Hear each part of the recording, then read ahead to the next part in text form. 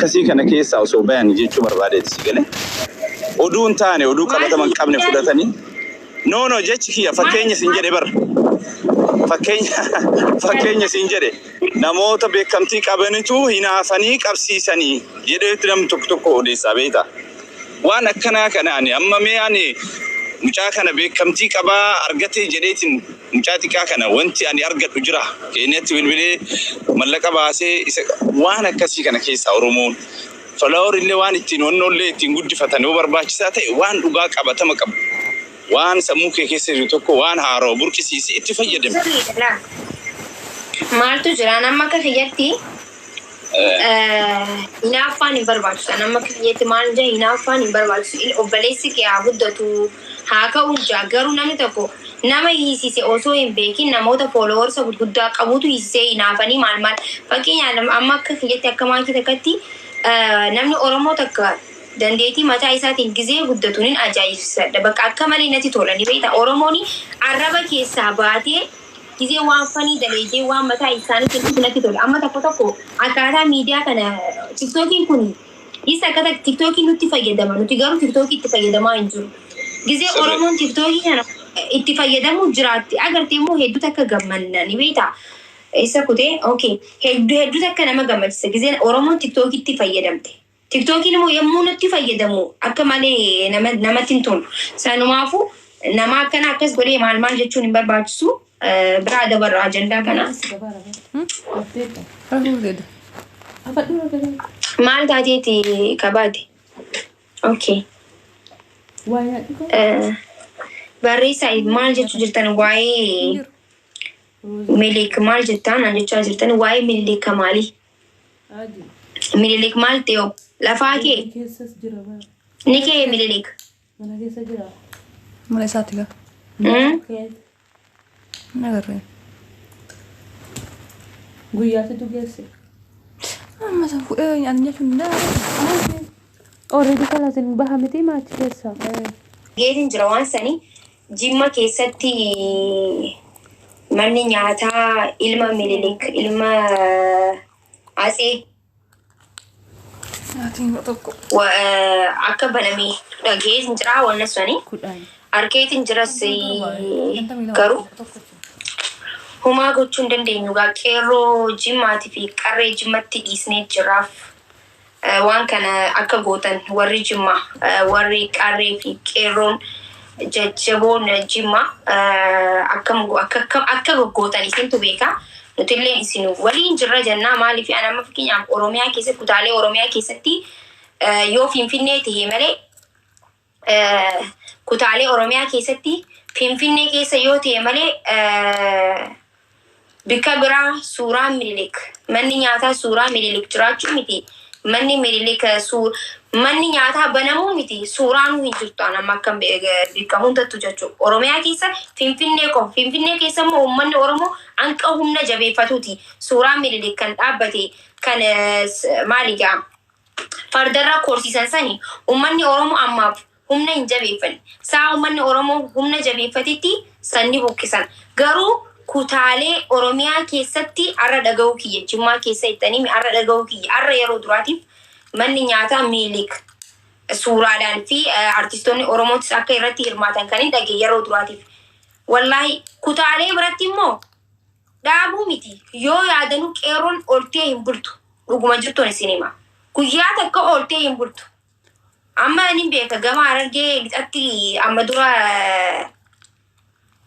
bara TPLF keessatti barti akkasiisa moo akkamiin beene garuu suuraa Minilik moo maal akka dhaabaniiti galgala qeerroon gubaa butte jechuun gaazaa irratti naqamee jechuun Senegalee saniifuu carraan amma dura kutaalee biraa keessatti isin mudate gama Jimmaa keessa seenee jira qeerroon Jimmaa fi qarreen Jimmaa akka gootan isiniitu beekana isinii dhiisnee jira dhugaa jechuun maaliif arra yoo kana arra kanatti ustantee boorummoo maal fidanii Minilik kuma dullachasan fidanii isinii dhaabanii jechuudha arra lafaa yoo kaatanii injayin booru wanna biraattu dhalata arra lafaa ka'uu qabdan qeerroo fi qarreen jechuudha arra lafaa ka'uu qabdan gartanii Abiyyi jechuun akkana jechuudha. Abiyyiin gana yoo anqeessin abiyyi kana kaatanii abiyyi kana adabadhu hin jenne magaalaa Jimmaa Gondar isinii fakkeessa.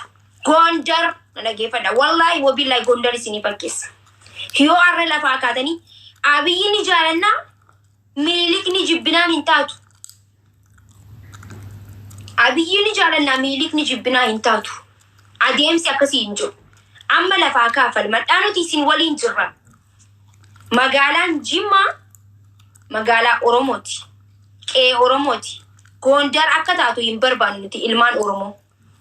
Isin galee Gondar akka taatu hin barbaannu. Arra yoo mana nyaataa banan akkasitti hoteela guddaadha gisee ilaalu. Hoteela guddaadha akkana. Artistoonni hundi irratti hirmaatanii eebbisiisuu deeman. Yoo kanarra ka'us san taate borummoo fidaniituma kanii Finfinnee keessa dhaabbate san Jimmaa keessatti dhaabanii jechuudha. Yoo arra lafaa kaatanii immoo hin dubbatiin boruwanna biraatti abiyyi hin balaaleffannu Minilik ni balaaleffanna jechuun hin barbaachisu. Maaliif kan kana godhanii Dr. Abiyyi ayyama fudhataniiti malee akkanumatti lafaa kaaniiti miti kan godhan. Okay? Akkanumatti lafaa kaaniiti miti kan hoteela hanqas guddatu tokko hoteela artistoonni gurguddaan irratti argamee eebbifamu akkanumatti lafaa kaanii dhaabni. Dura Minilik akkamitti hin jooyina. Dhageeffadha. Minilik akkamitti manni nyaataa Minilik magaalaa Jimmaa keessatti dhaabbata osoo hin ta'in gaaffiin keessanii Dr. Abiyyi maaliif akkana gootaa ittanii gaafattan? Isin galee miti. Kan gaafachuu qabdanii sanyii Minilikaati miti. Kan gaafachuu qabdanii ummata Aatseedhaa miti kan gaafachuu qabdan. Kan gaafachuu qabdan ilma Oromoo kan jettaniin. Kan ilma Oromooti Abiyyiin biyya bulchaa jira keettan san gaafachuu qabdan. Isa kan gaafachuu qabdan.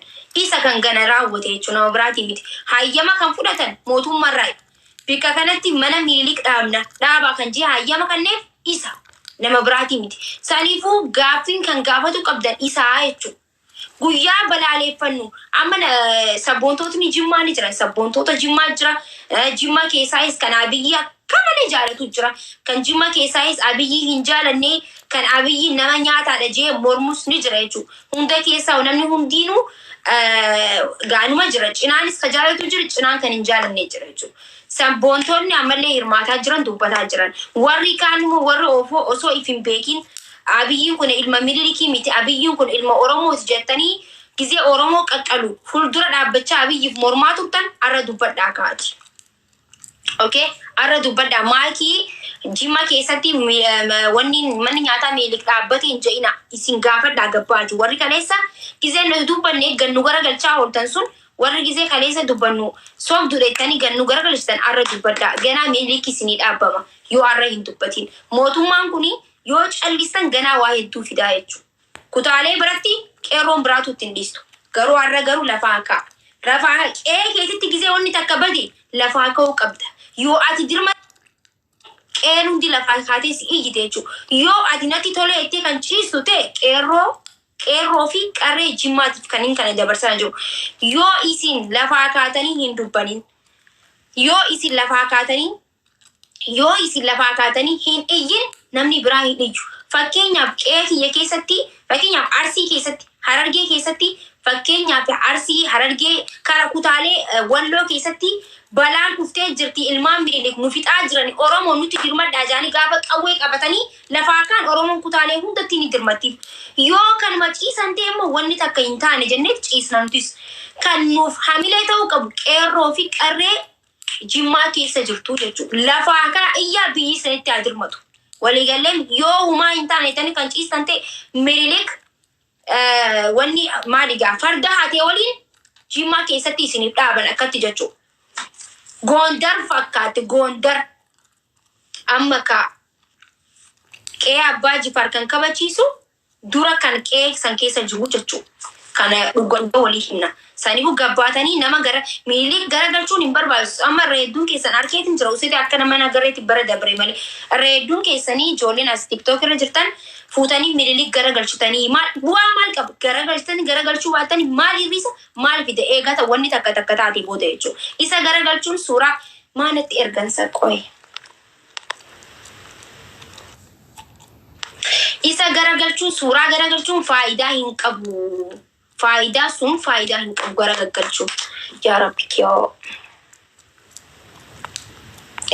Yoo garuu kanarra hin dubbanne taate boru siidaa miilik dhaabbachuun isaa waa hafan qabne maaliifi wanna takka gizee gootu uummanni nafxanyaa suutaan gootira suutaan boodamoo jimmaa yeenyaanoo isin injatti gabbaate yeenyaanoo jimmaa isin injatti gabbaate isin galeemi akkasi sanifuu jimma lafa oromooti jimma lafa nafxanyaa osoo hin ta'in